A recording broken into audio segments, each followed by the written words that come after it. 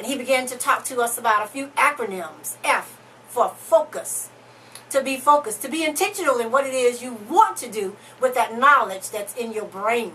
Sometimes you have the opportunity to recognize that God has given you a gift. And you can take that gift and do something with it. And when you're doing that, it becomes a task. And once that task has been formulated, you've got to meet the right people. Mm-hmm. And in order to do that, you've got to go out, yes, go to places, yes, workshops, seminars, take courses, so that you may network mm-hmm. and meet people that you will be able to come back and collaborate with. Then we can hear the stories that you have to tell. This man is an author, entertainer, performer, dancer, but you're about to tell us about a dark period of your life. I had not heard the L. Pocan story, and I thought I knew all there was to know about you. Did I miss that chapter in your book? Well, to be honest with you, that chapter needs to be in a new book. Oh, thank you. However, all this occurred in my 4 foster home. Not 1, not 2. 5 foster homes. 5 but this foster 4 foster home, when I'm doing my seminars and what have you, I get people to turn on their high beams. What do I mean by high beams? That's when you squinching your eyes. Mm. I came up with that a long time ago. Because we can't believe what we're seeing or hearing? So what I tell them to do is look at my forehead. And if you look at my forehead, you still see you still see the remnants of knots sitting up there. That's where I was punched repeatedly. As a matter of fact, Candyman, the movie. You say Candyman 5 times, which I have not. I've got to 4, but I can't go to 5. But this man punched me in my head 5 times. And I was only 11 years old. Done. 5 times. This man had me sleeping out with the dog. This family had me sleeping in closets. And sometimes I would go to school, not one day, but maybe a week and a half with the same underclothes on. This is how a child... So, you know, let me just say this since we're on this subject. I was talking to Brother Blue this morning about it, and I said, you know, God bless those... Darryl Blue. I said, God bless those that have dementia. God bless those that have cancer. God bless those that have any type of illness as an adult. But those people have lived a life. Mm-hmm. But those children, they have not even begun yet. And some of them don't even live to get to the point where they can have cancer, where they can have heart disease. And I'm not saying it in a positive manner. So when you got a situation like we have going on now, where children are in a camp, in cages, those children, regardless of what their race is, they have not even begun to live. When you talk about national black business, think about all those black children that says stuff out of their mouth. I want to be a football player. I want to be an entrepreneur. I want to be a DJ. I want to be a motivational speaker. But then all of a sudden, it is snatched from them. How do I mean snatched from them? Because they're either sexually molested. How do I mean snatched from them? Because they're either tormented. How do I mean snatched from them? Because they are unfortunately killed physically. Those dreams never come to fruition. That's why it is stated, that's why the great Les Brown and other speakers have stated that the richest grounds on this earth is not a business, not a millionaire, but a cemetery. Because so many people never get to realize their dreams, their aspirations, their goals. But then you have a certain amount of us who have the audacity to wake up every day just to go back to sleep. Let's talk about those that are doing something with that life, with their life, like yourself. You've overcome a lot. You've shared a lot. But you turn that all around to be the man that you are today. You know, my great-grandmother, you heard the story, and we're old enough to remember Bill Withers' grandmother, Grandma Hands. My grandmother, who I have as my backdrop on my phone, Miss Murray Rogers, okay, she told me when I was 16, and it's funny I'm saying this at 61, flip. She told me at 16, she said, baby, you've been through, pardon my French, you've been through hell as a child. But if you keep God in your life and you get to know him before you leave this earth, I promise you, the church that they lay you in won't be big enough, because you're going to inspire, you're going to touch so many lives. And at the time, I was like, this old lady, please. But now I see. You're seeing it. Now I see. She laid the path. We've seen you go all around the world. Yes, she's laid the path. And it's astronomical that in December of 1989, while I was still working at the post office, I was a manager at the time, December the 1st, I don't know if I can say this, I bought my last pack of cigarettes. December the 1st, I bought my last 40 Old English. December the 1st, I bought my last $20 bag. Okay. And I said, Lord, there's a new decade getting ready to come in, 1990. I said, I don't want to die a nobody. I want to die somebody. 1991 or 1990, I joined Bible-based church. That was the beginning. And let me tell you something. When you got a dream and you manifest that dream and you work on that dream and you see that dream come into fruition, that dream continues to work as long as you breathe. Dr. Martin Luther King Jr. said, I have a dream. He died at 39 years old. A brand new pencil is that long. He only lived half of that pencil, but he lived fully that half. We got people that live the whole pencil, but they quit at half. My journey is that every day God breathed that breath in my body to allow me to give up that pencil that is here. That means I'm living that whole pencil out. Good.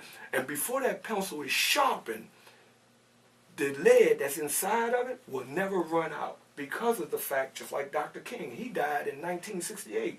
The lead in that pencil, in reference to him, is still living. That's legacy. That's right. It's called more than legacy. It's called longevity. But wait a minute. His longevity is still going on.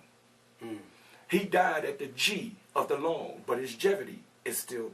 We're seeing his longevity. He has an acronym for everything. That's right. So, DLD. We're living long.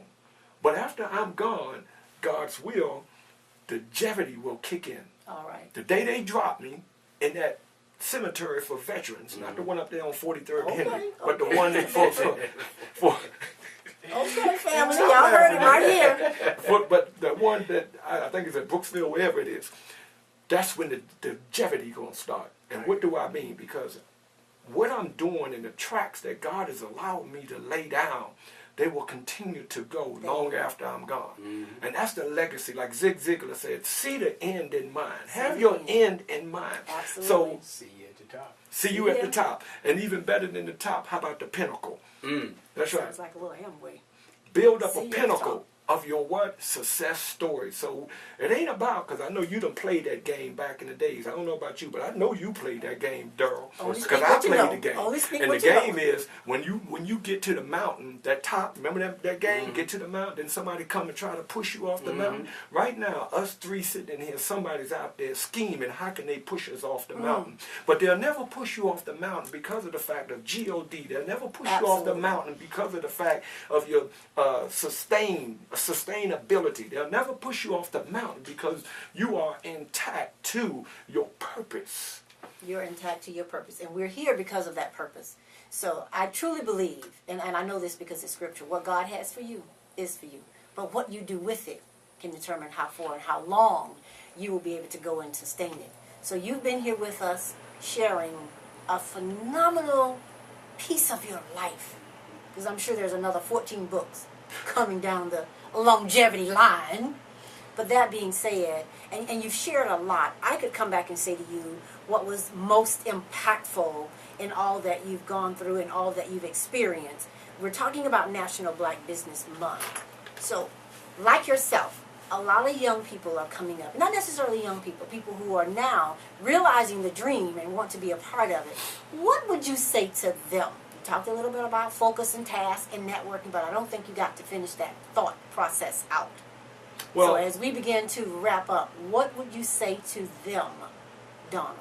Well, in this National Black Business Month of 31 businesses, black businesses and black businesses in general, if you are a young entrepreneur and you're visioning starting a business, make sure that you study the business that you are scoping out. You have great advantages nowadays, such as you can go on your smartphone, you can go on your home computer, you can go on any type of mechanical. So they need a smart analysis. Yes, smart analysis. That's right. Of what you want to step into, because businesses nowadays they are pushed to the premium. Your small businesses are pushed to the premium nowadays. So the maximum range of excuse of not owning a business has been tossed out the window way back in the late 90s. So get around those models, and not role models, but real models who can teach you the aspect of walking through that door of not just a business, not just a self-owned business, but a successful, sustaining business that you may start when you're 18 years old. Absolutely. And you flip your eyes 2 times, now you're 38 years old. That means your business has been rolling for 20 years successfully as a black person. That's male, female, whatever whatever your aspirations are. And you also have to study. You have to be toned in. And not only this, the first and most important aspect of it is be courteous to your customers. Courteous to your customers. Treat your customers like you want to be treated. You know, there's a going quote going around is that, well, black businesses, they ain't. Well, black businesses, they are. And you have to understand what it takes to own a black business, because black business is not Walmart. Black business is not Ford Motor Company. See, they got the advantage. We're rolling with a disadvantage that we're able to turn that dis into plus advantage, all on how you sustain, on how you smile, on how you communicate with others. And collaborate. And collaborate with others. Somebody told me a long time ago, don't go around saying, hey, how you doing? The first thing coming out your mouth is, hey, I got a business. You want to buy what I got?